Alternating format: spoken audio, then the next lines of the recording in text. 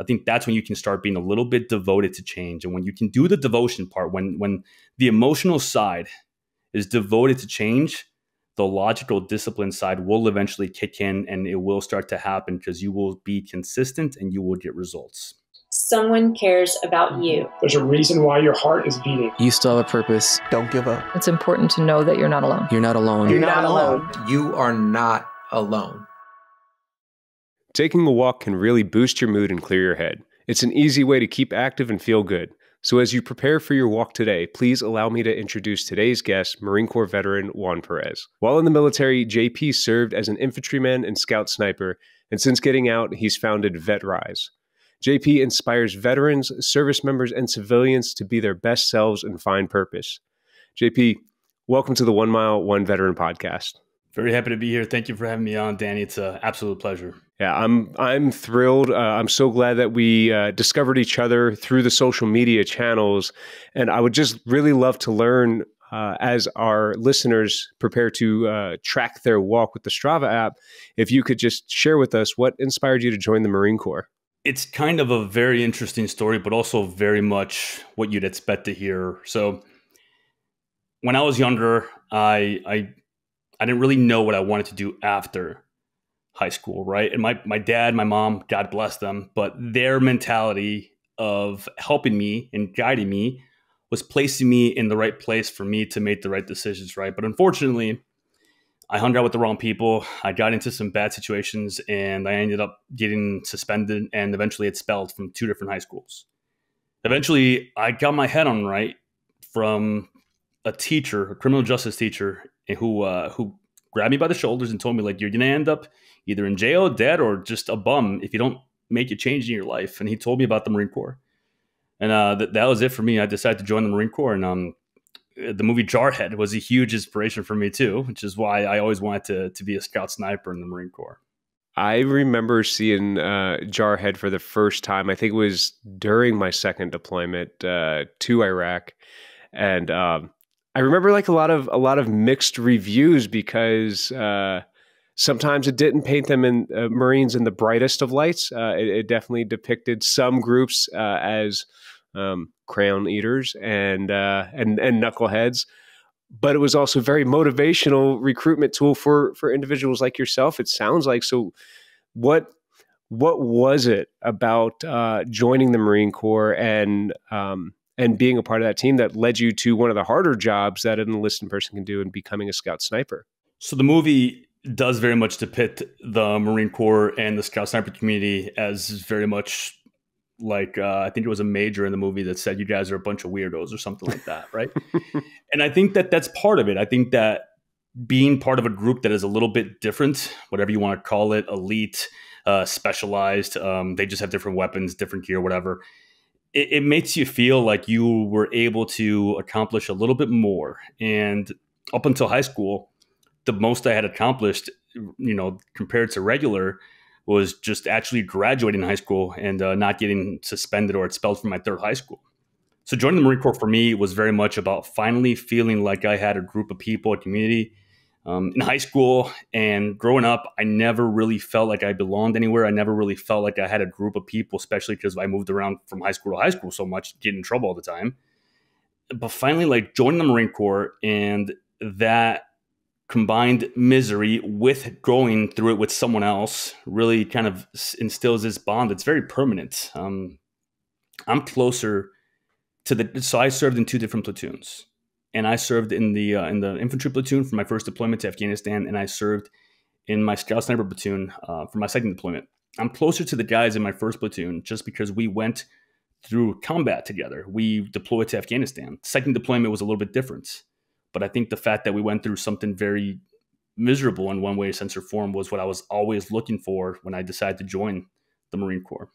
Now, when you talk about this sense of misery, I mean, as a former corpsman that served the majority of my time in service with an infantry battalion out in Hawaii, I've had a chance to, provide medical coverage for scout sniper training, but as always being an outsider, not participating in the training that you guys go through and the jobs that you guys do, could you just kind of expand for some of our listeners what like a typical day in the life of a scout sniper was like? Yes, and this is such a touchy subject because in the past year, the Marine Corps has actually gone away from the scout snipers. So the Marine Corps recently decided to change course. They still have snipers in the recon community and in the MARSOC community, but there is no longer the 0317 MOS. And yesterday, actually, Chuck Mahaney was one of the first scout snipers in Vietnam that stood up the program. He actually passed away yesterday. He was one of the highest, confirmed kills recorded back when they used to actually record them. But back in the day, I can't believe it's back in the day now, you would initially do a first deployment, and then you would try out for the scout sniper community, the stay platoon, surveillance and target acquisition. The NDOC could vary from either 1 day of 24-hour intense, just land nav, shooting, swim qualifications, hiking up and down, weapons dismantling, a lot of different things, or a 3-day one. It just depends. So you go through the NDOC. They're very selective, and then there's a whole panel at the end where the chief scout and the rest of the scout snipers in the platoon will actually take a vote of whether you are in or you're out. And if you're in, you're part of the platoon. And then you will become what's called a PIG, which is a professionally instructed gunman. At that point, you are back at square one. But the thing is, you're at square one differently. When you come into the Marine Corps, you're a boot, and they treat you a certain way. But here, everything has purpose. You're running everywhere to build up your stamina. You're doing Kim's games, which are keep in memory games. You're doing field sketches. You're doing stalking. You're doing all sorts of different things that it feels like you're starting all over. But to be honest, like you're actually building onto something. The hope of that is that eventually you get a school slot. And you get a school slot if you actually, do fairly well in the platoon. There's guys that went through stay platoons and they never got a school slot, unfortunately. It was very, very rare back in the day, especially if you have a platoon that's very much PIG heavy, which means that there's a lot of untrained snipers in the platoon. So I got a school slot, thankfully, and I went to sniper school. Passed my first try, and the reason why that's important is because typically 50% of the people that go through, they don't pass on their first try. I was very fortunate. Great group of guys. We all looked after each other. Scout Sniper School was definitely one of the hardest things I've ever done. Came back and was a school's trained sniper with my platoon. We deployed to the 11th MU. Yeah, the 11th MU, and just went all over, different islands, stuff like that. I had the opportunity to extend for a year and go back to Afghanistan as a school trained sniper, but I ended up making a different decision at the time, just because situations that were there. But that is the gist of what it was generally like to be a scout sniper. For a while, they tried to make the scout sniper MOS a primary MOS because when you became a sergeant, the next promotion was staff sergeant. There was really no kind of pathway for you to stay in that community. Recon has that, other communities has that, but for a while they were trying to make it a primary MOS. We were on our way there. They made something called RSTAC, which was the Regimental Surveillance and Target Acquisition Company, but then it went away in the last year, and now for the time being, there's no scout snipers in the Marine Corps anymore. Interesting. It's always so jarring to look back and see the changes that occur within the military, especially like when we look back in the day, right? And we're just like, oh, why are they doing it this way now? It was so much better. And it's like, well, was it? We have to kind of trust that the changes are happening for a reason, and it's always for the betterment of the unit. I mean, one of the things that we learn while we're in is to never leave something or to always leave something better than when we had arrived. Unfortunately, some of these changes can be for better or worse. And in your circumstance, it sounds like you chose not to go back to Afghanistan because you weren't necessarily agreeing with operations that were occurring, or what was that reason to stop you from volunteering for that deployment to Afghanistan? I was a 21-year-old who was experiencing what he thought was love for the first time. And, it was calling me home. And, hindsight is 2020. But at that time, in that moment, it felt like, well, this is the right thing to do, All right, trying to make that family decision as a 21-year-old. Yeah. But then, of course, that fell apart because it was just, and we can talk about that too, for sure, because I think that's part of the whole transition thing where like you fall in love so quickly because as an infantryman, you're surrounded by nothing but men for the most part. And then the moment that you get a little bit of attention that you feel like you've been missing for so long, you think it is love. And I'm not saying it wasn't, I don't know. But it definitely sways your attention and it sways your decision-making skills for the time being, for sure. Yeah, no, it absolutely does. I remember being 21 and in love, and heading out on my second deployment. But what eventually led you to getting out of the Marine Corps? Because becoming a scout sniper is no easy task, and it sounds like you were excelling. So why'd you make the decision, and how did you manage navigating that? Good question. So a lot of what I've always done in life is just kind of go all in on my decision, and I take messy action. I research it just enough to have enough information to do something with it. And at the time, like I said, I thought that I was in love, and I thought that this was what was next for me. And at the time, in 2013, they had something called a VERP, which was the Voluntary Early Release Program. Oh, It actually affected the Marine Corps very negatively because they lost about 90% of their combat veterans by making this decision. And I think they very much, see it as a mistake in their history timeline, in my opinion. But they were offering early outs for anyone that had either some sort of employment or college lined up where you could get out 2 years early on your contract. So I initially had a 6-year contract because I joined in 2008, which is when they were offering all these contracts, and I had a 6-year contract.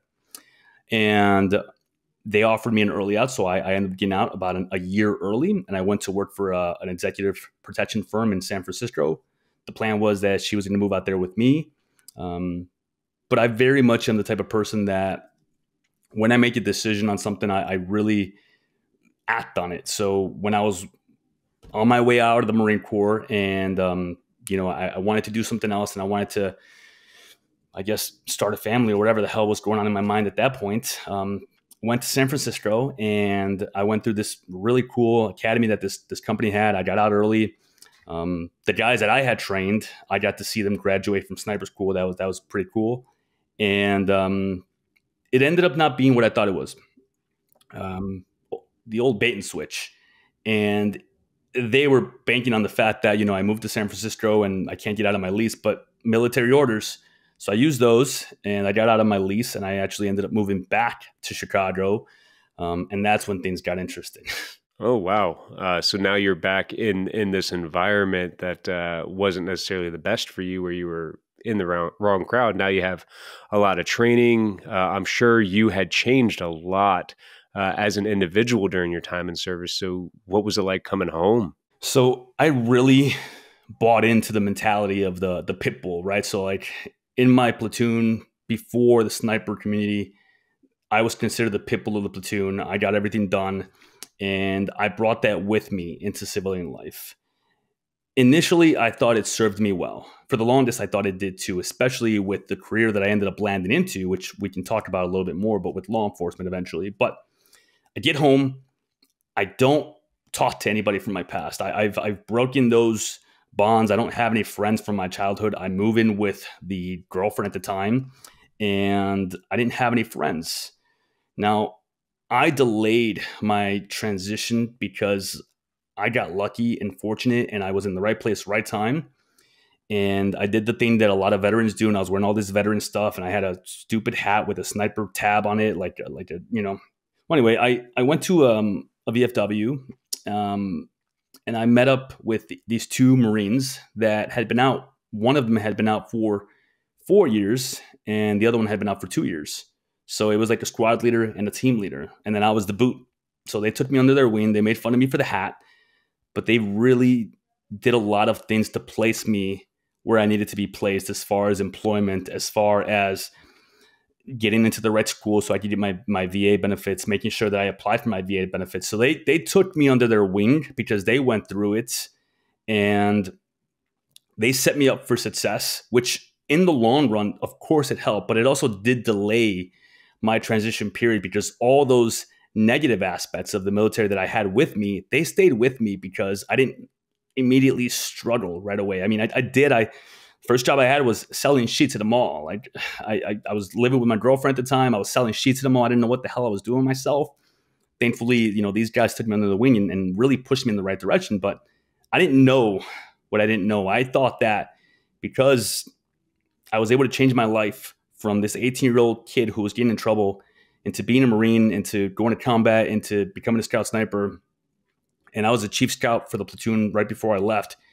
I thought that no matter where I go now, I'm going to excel. And in a way, I did, but at the same time, it was because I was honestly given a lot of opportunities right off the bat. I worked for a nonprofit with the veteran organization, which is one of the guys got me hooked up there. And then I was the president of the DePaul Student Veterans Union because of the other veteran that was able to get me into that position by helping me kind of run my campaign for it. And I was at DePaul for a while. Still no contact with any past friends or anything like that. But I didn't have any new friends. And I went to school, and that was hard. That was hard. I never did well in school to begin with. And I was diagnosed with ADHD, something I didn't realize I had. And honestly, in the Marine Corps, it was very much regulated because everything was structured. Everything was, you eat your meals, you do this, you have to be here at this time. Very, very, less, I guess, options in a way.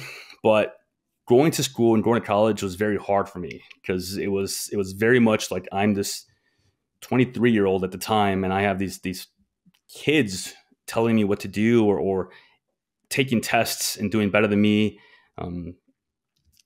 One little scenario, I'll just touch on this, that happened to me that was a real eye-opener for me was I was in a college class and taking notes meticulously because if I didn't, I wouldn't retain it. And there's a girl in the front row and she falls asleep, and I almost did the knife hand. She falls asleep, and that was it. I couldn't focus on anything else besides her. And it was a huge moment for me because I took my attention away from what I was supposed to be doing, and I focused it on her because I felt like I was responsible for making sure that she was awake because she was interrupting the class and all this. Like, it took me back. And during a break, I went up to her and I said something to her, and I actually made her cry. I told her something along the lines of like, if you're gonna fall asleep, stand up. And I didn't think I was out of line. I definitely was. The professor saw this, pulls me aside, and asked me, "Were you in the military?" And me feeling very proud, and I thought he was going to, give me an attaboy. He said, yes, I was. He tells me, like, you can't do that anymore. Like, you're not in anymore. And that was the first time someone had really said that to me. And I realized, like, I have to start making some changes in the way that not only do I treat society and the way that I treat everyone around me, but the way that I see everyone around me. Like, it's not me versus them. It's not at all. Like, I have to really understand that I'm a part of society now. I'm a citizen. I'm a civilian. And if I don't understand that, I'm never going to be able to not only survive, but thrive in society. I have to do well by fitting in, believe it or not. And I think that is one of the things that we don't do well, that I'm hoping that we can start changing a little bit more.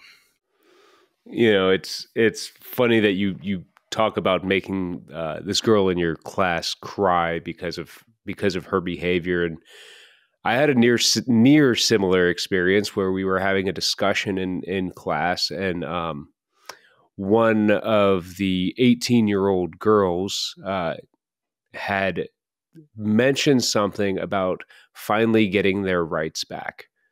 And keep in mind, 3 combat tours, friends that have passed away fighting, a lot of people not making it back or still struggling today. And with a venom in my voice, not to attack her, I demanded that she explain herself because I couldn't understand what she was going through. And it was in that moment that I had learned kind of this idea of relativity. everybody's life, everybody's trauma, everybody's pain is relative to the experiences that they have gone through. And as veterans, we go through some pretty severe things, but we do it as a group of individuals that have an agreed upon set of values. We all take the same oath. We all adhere to the same core values. We are indoctrinated to a way of life.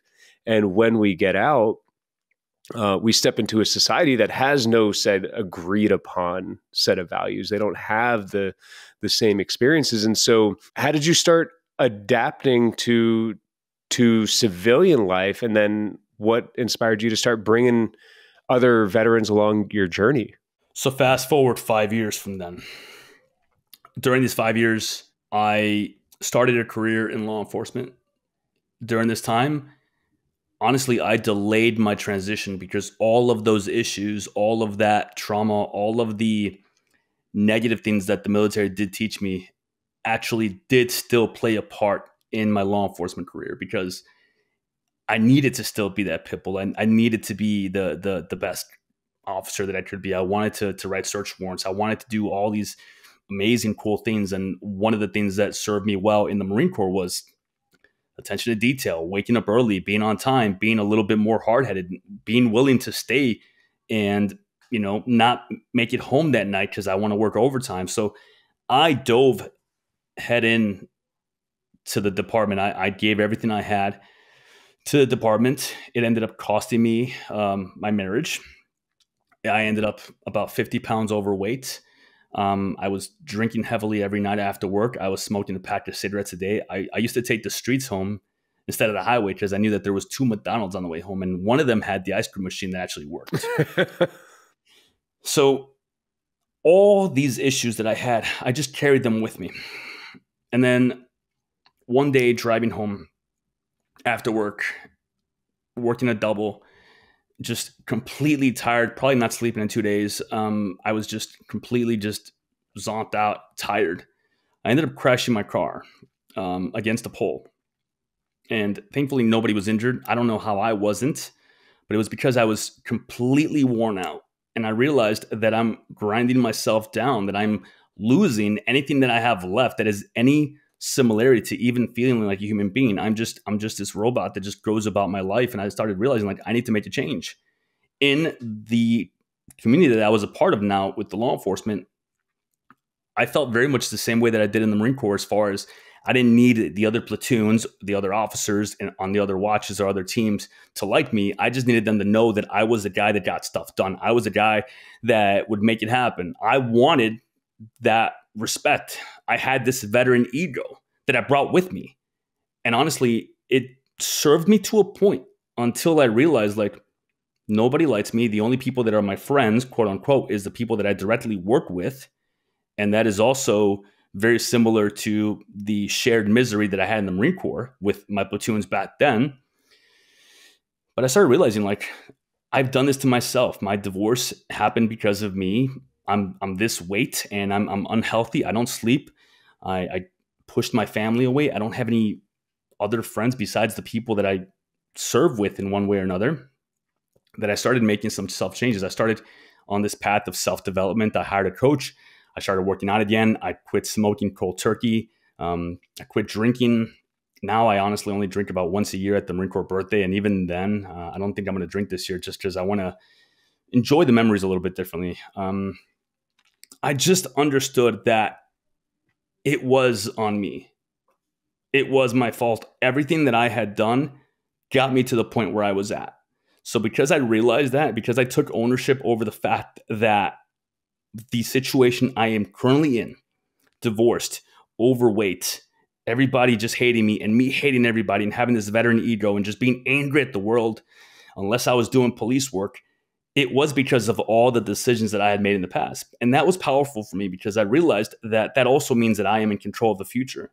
So for me, confidence and controlling the future means that you understand that you're going to do what you say you were going to do. So if you say you're going to do something and you do it, you actually do have a little bit of control over the future because it's not just leaving it up to chance.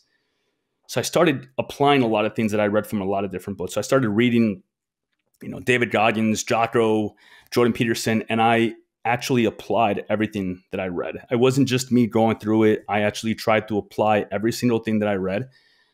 And that was honestly the start of my change. In the law enforcement career, something happened as well where I felt like it was very similar to the military, where I tried to make sense of what happened in Afghanistan, and I've lost all these friends to not just combat, but to them taking their lives here at home. And it was very similar with the law enforcement career, because I was doing and giving everything that I had to the department, and it was very swiftly taken away, where I realized that I am, in a way, just a number. And it's not that that's wrong or not. Like, the Marine Corps' job is to fight wars and create Marines, and not necessarily those words, but the Marine Corps is not designed to help the veteran transition out. The Marine Corps is designed to help that recruit join the military, get trained up, and then be part of the military. As you get out, the VA, the veteran, they have to take charge of that transition out, right? So like with where I'm at now, in a way, I am transitioning myself out of this department, but I'm taking charge of it myself. I started a coaching business, and it took on a life of its own just by me making videos. I wasn't on social media before 2022 December. I started making videos, and the reception was just absolutely insane. I made a video where I talked about veterans not necessarily coming back into society, that we were never a part of society, because when we were young, we didn't know anything about anything. And our formative years were very much, at least for me, when I was 18 to 24, 18 to 23. So we come into this society and we have to learn how to honestly fit in, because we lost all our culture. We lost our best friends. We lost our leadership. We lost this sense of purpose. I mean, for some of us, I was a 21-year-old in charge of a sniper team. And then I went from that to another form of organization, right, that kept me with the same principles, whether positive or negative. But after I realized that that could very much be taken away from me like that, I was left really wondering, what am I doing with my life? What have the past 9 years and then the past 6 years before that, what has it all been for if I'm not going to be making a name for myself and making an impact in this world? That was a lot of insightfulness that you were just spewing. One of the things that I've been thinking about recently, as I think about the difficulty that veterans have in adjusting, and I'm only going to speak from my experience as a man, and the stuff that we hear, the stuff that I've heard fellow Marines say about each other, say to themselves, and talk about others that aren't in the room, and we do it in such a negative way that we think is building ourselves up. Hey, stop being weak. Stop being such a blah blah blah. We have terms for people that include degrading them to motivate them. And when you walk into the civilian world, because we're doing this as immature men, like we learned this at 17, 18 years old to do this. If we didn't learn it earlier in high school, we start learning it while we're in the military, and our brains are still developing, so that by the time we hit 25, 30 years old, we start saying those things to ourselves, and we start identifying ourselves as those when we're not adding up. So, last year I found myself 60 pounds heavier than I currently am. And I found myself saying some of the same things. Hey, you fat ass, you did this to yourself. What are you doing? And it wasn't helping me. It wasn't doing the transition, because those were the same words that I would hear Marines say to me when they would call me Nurse Nasty, because I was a smoker and I ate the fat pills and I didn't enjoy PT. I didn't conform to their way of talking or mingling the way that they mingle. Unfortunately, the military and a lot of the first responder communities really adhere to this trash talk for motivation's sake. We feel like we're building each other up, but that still seeps into our head. Those words seep into our head. They start to become our identity. I'm a dirtbag.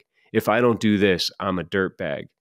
The thing that started working for me this past year, because I constantly fluctuated throughout my 30s after getting out of service, trying to return to who I was when I was in the military. Because a large portion of my transition story was I didn't want to get out of the military, but I had no other option due to medical reasons. And so I felt less than for such a long time. However, the thing that I started saying to myself is, back in 2018, I won a world championship with my wife in Tung Sudo, karate. And I got to point at that and go, no, I'm a world champion. Even though I was close to 250 pounds, a healthy man my size, standing at 5'7", 5'8", is supposed to be 155 pounds. So I started telling myself, I'm a 155-pound man. I just need to start doing what a 155-pound man does. What does he do? He doesn't eat all that food. He doesn't need it. There's no need for it.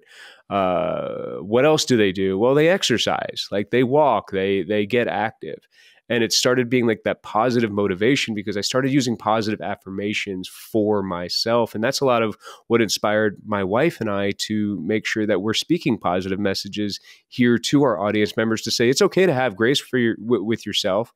Oh, if you're currently not in a physical condition or a mental headspace that you want to be in, it's okay to be there. And that's part of our online coaching. And it resonates really well with our audience. We've developed walking groups that are free for people to join. And it sounds like you kind of had the same realization of, hey, I need to take ownership of my life. Nobody's done this to me.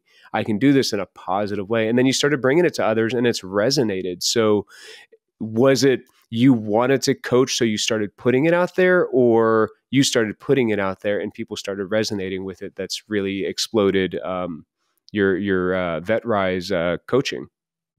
Wow, so many thoughts here. I want to just address, like, you're spot on with that. Like the way that you talk to yourself, it's true either way, right? So like if you say something negative about yourself, it's true, and if you say something positive about yourself, it really is true. So like, it's very powerful. And that's one of the things that I talk a lot about with my clients. And to answer your question, I started the coaching business because I knew that I wanted to help others. I knew that the mentality that I had was, who can I help? Who can I address? And I hired a business coach. And one of the things that they immediately tell you is, you 6 months ago, you a year ago, that's the person you can help because you've been through these steps. You understand what are the things that have helped you and what got you out of that hole you were in.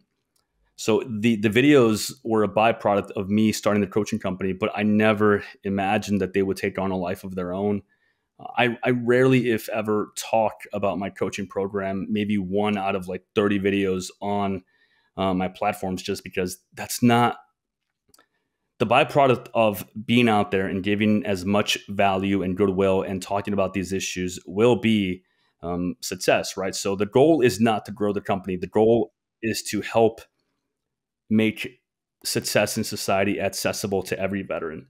A byproduct of that will be success, but at the same time, it's just taking on a life of its own. And it's been so absolutely amazing. I get like 30 to 100 messages a day on TikTok. I really do try and answer every one of them. I try my best with it.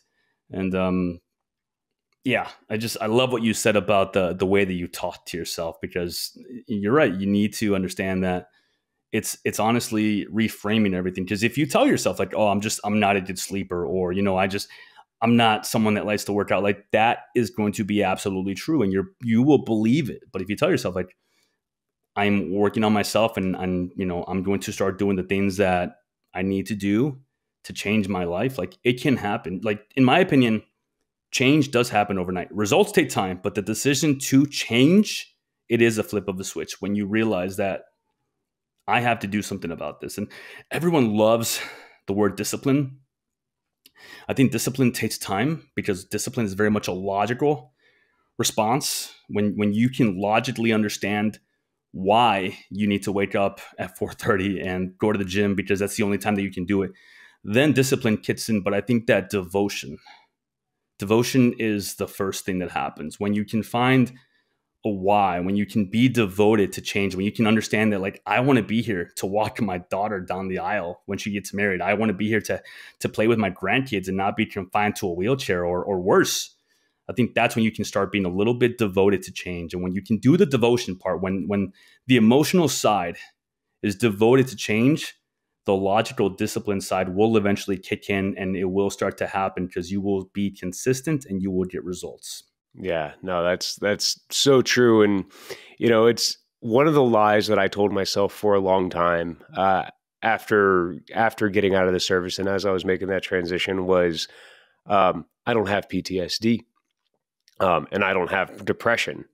I'm just in a tough spot right now. And one of the amazing things is when we start speaking what that truth is and not in a derogatory way about who we are, what we are. Like once I was able to admit that I have depression, it made it that much easier to get up out of bed in the morning because I know that there's a way forward when I have a medical condition that is the reason for this. So, if we find ourselves overweight, out of work, unable to buy a home, we have to identify what that problem is and then say, well, if there's a solution, I'm able to conquer it. If I have PTSD, there's treatment plans for PTSD. I just have to develop the discipline to seek out the treatment and then commit to using the tools that I learned.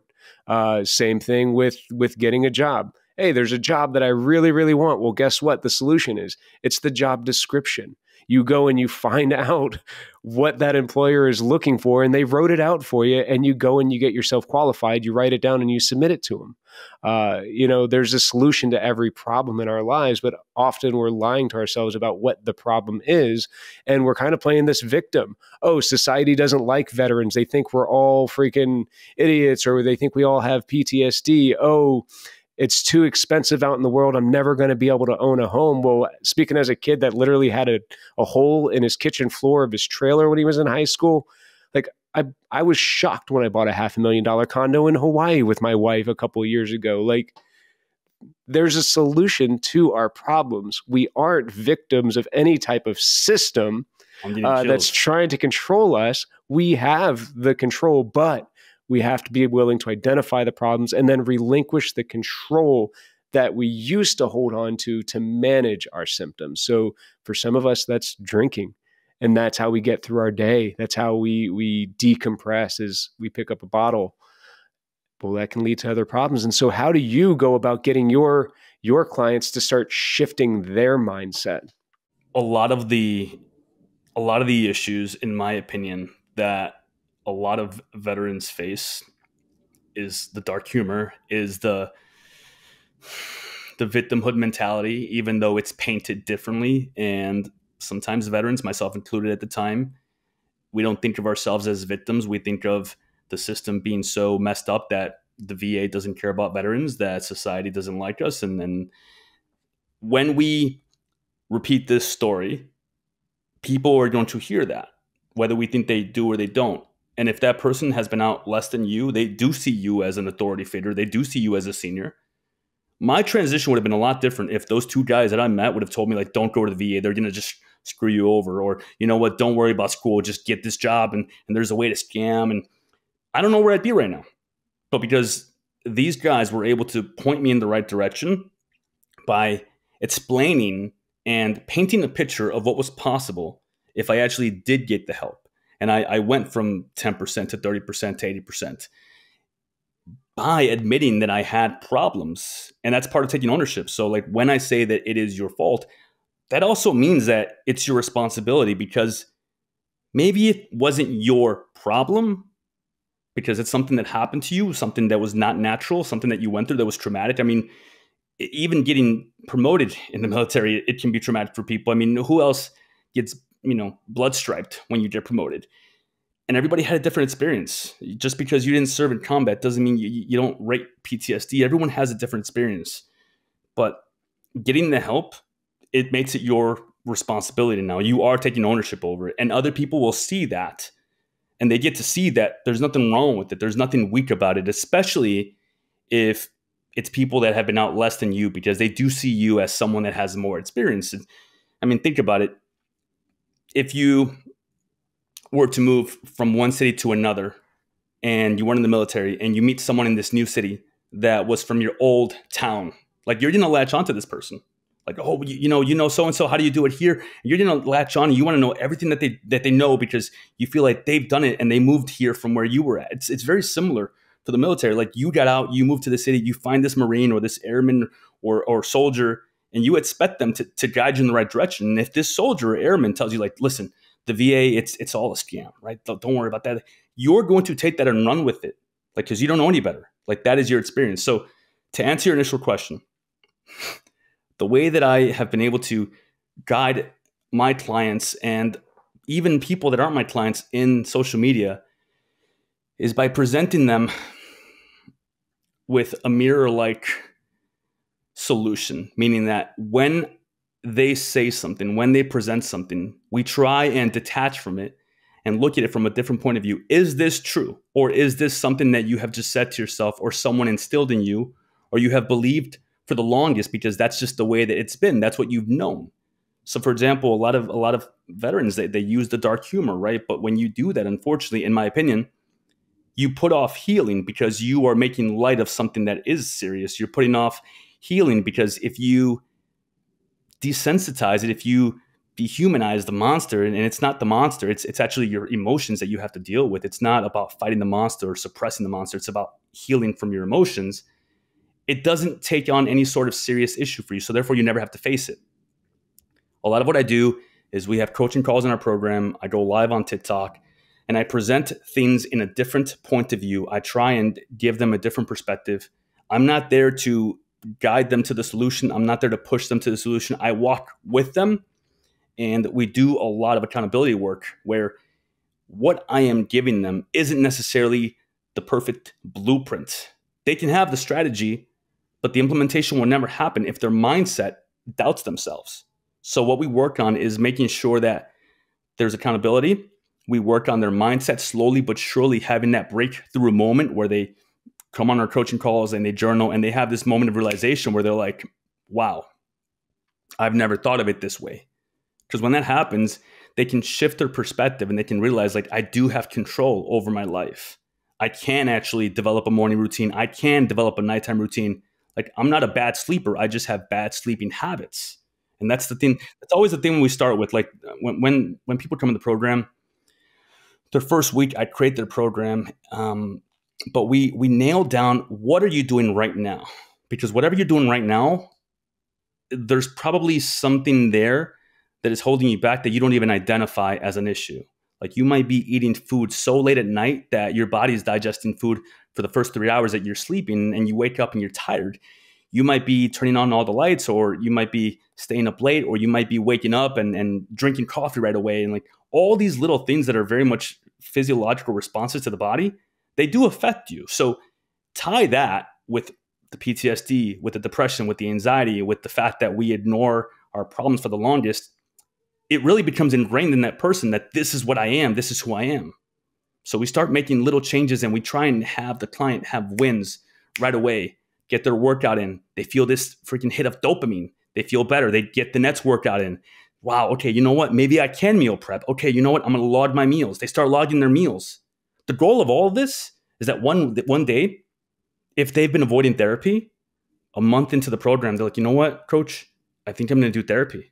And like that is a huge win, because if we can get them to release from that mindset that was holding them back from doing the therapy, if we can get them to move out of their parents' basement, apply for a new job, move into a different, we've had clients in the program that went from living in their parents' basement to getting their own house to finally applying for VA benefits because they were scared of it for so long because they heard nothing but the horror stories, to applying for college, to resume building, and they apply for a new job. Like this is not just a fitness program. This program, what I talk about, even in all my videos, is just in general, it's about realizing like you do have control over your life by just making the small adjustments and by stacking wins. And before you know it, you are a good sleeper because you have a good sleep routine.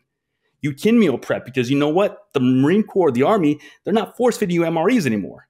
You can actually go back to the gym because so many veterans, without even realizing it, I was the same way. They don't want to work out because they've been forced to work out a certain way for so long. So like you push away from it and then you don't realize just how far you push until you try and throw on your camis. You're like, oh my God. And that's just something that happens. So I hope that answers your question. No, it absolutely does. I mean, you're getting them to start making micro adjustments for the benefit of themselves. And what's really unfortunate, especially for service members nowadays, is a lot of them have grown up in the age of digital media. The fact that they can carry a cell phone with them on deployments, and it really becomes an attachment of who they are, and that feeds us so much of our personal talk. If we are constantly scrolling or constantly distracting ourselves with comedy or negative influence, the algorithms are really just going to continue to feed us that type of content that will keep us in the space that it thinks that we're enjoying. There's no conspiracy about it. It's just good marketing on the part of these companies to continue to push you stuff that you watch. Unfortunately, like science has shown, when you consume negative information, you become a negative-minded person. So how did you end up, like, especially on a platform like TikTok in America, where there's so much negative or wasteful content on the platform? How'd you start to break through that wall of noise and start reaching people with messages of hope? Because there's so many nonprofits out there trying to do the same thing, and you're currently doing it. So this one's interesting because I never thought I would be here. To address your first comment, like, yeah, confirmation bias is real. I am not a fan of all of the military Facebook groups, not all of them, some of them, because it is very much a extension of the military, the dark humor. They go there and then they separate from society, and then this becomes their new place where they feel quote unquote safe, and a lot of negativity is spread there. And I've experienced this firsthand. I was asked to come into a Facebook group for only Marines, and the organizers asked me to post some of my content on there. And it's a group of about 150,000 Marines.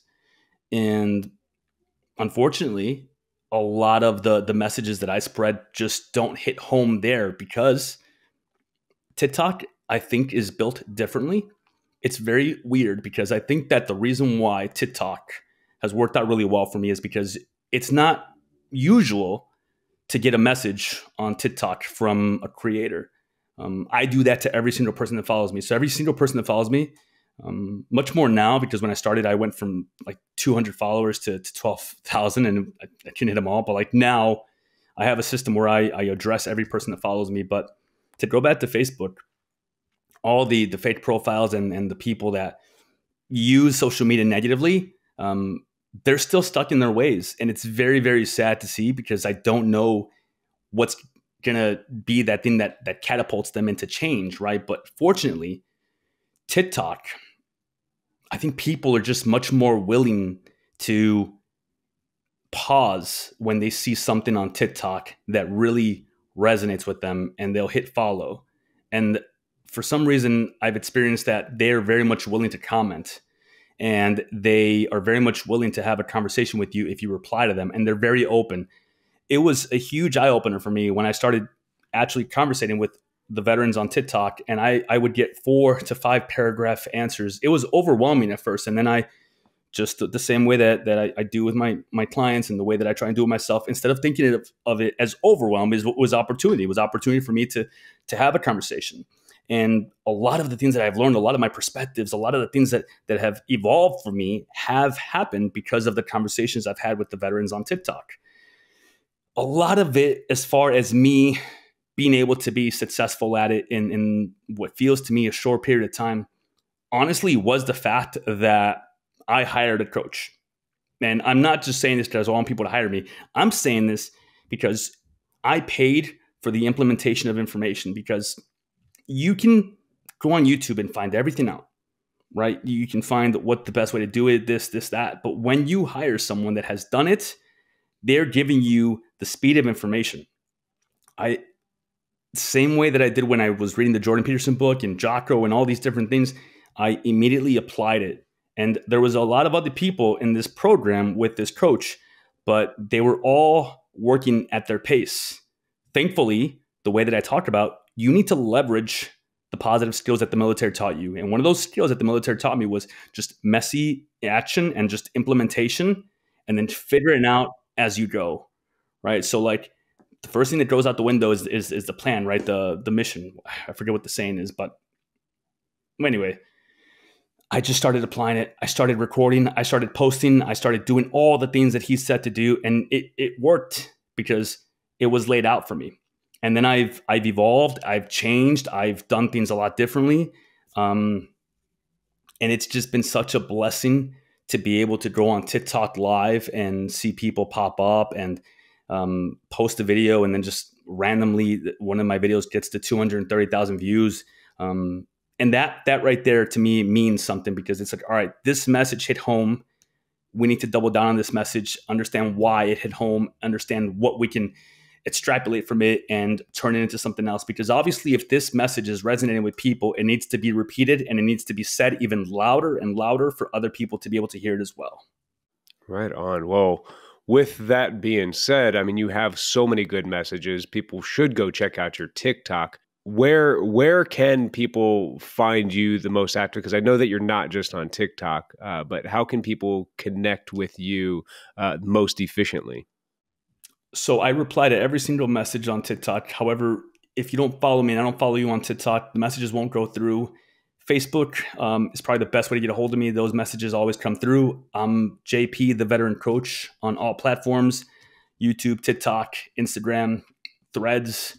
JP, the veteran coach. And I always make an effort to reply to everybody. So if you do reach out, if you comment, if you send me something, I will be sure to make sure I reply to you. That's awesome. And JP, one final question before we depart. You know probably more than anyone, going from the Marine Corps into the first responder community, just how widespread suicide is amongst veterans and first responders. And unfortunately, no matter how many good messages we try to get out there, it still remains a crisis and people still struggle. Do you have a message of hope for those people that are currently experiencing a mental health crisis? Yes. We can't gauge positives, right? We can gauge how many veterans have made that ultimate decision, but we can't gauge how many have decided not to, which to me means that we are making an impact, and it has to keep happening. We have to keep talking about it, and we have to keep sharing these messages, because the more it becomes commonplace to talk about going to the VA, getting therapy, having those hard conversations with your loved ones, being willing to speak up and say that I have a problem, there's something wrong with me, you might help someone that is further along on that decision. You might be the reason why someone decides to pick up a phone and call a friend. You might be the reason why someone decides that they want to live a little bit longer. They might want to change their life. So just understand that we are all on this journey, right? And it feels like we're alone, but we're not, because we're simultaneously going through something that someone else is going through very similarly, differently, but similarly. We're all different people, but we're all at the same time connected in a way. And when you are willing to speak up, to post a comment on Facebook, instead of posting something negative or something that is just dark humor based, and saying like, we need to talk more about this, or this is the reason why I got out, or this is what hurts most with me. When you do that, you are courageously taking on the battle against veteran suicide, because you don't know who's going to see that message. You don't know whose life you might influence, who you might be able to save. We need to keep talking. We need to keep spreading, and we need to keep doing this. And thank you for what you do, by the way, Danny. This is amazing. And I think that what you're doing is absolutely just super important work. So thank you for having me on. I really appreciate you. Well, it's truly a pleasure to have you here on the 1 Mile, 1 Veteran podcast, JP. And thank you for your time and your message of hope. I appreciate that. Thank you. Absolutely. And for our listeners, you can continue to catch the 1 Mile, 1 Veteran podcast on Reese Across America Radio, ready for you on platforms like iHeartRadio, Odyssey, and the TuneIn app.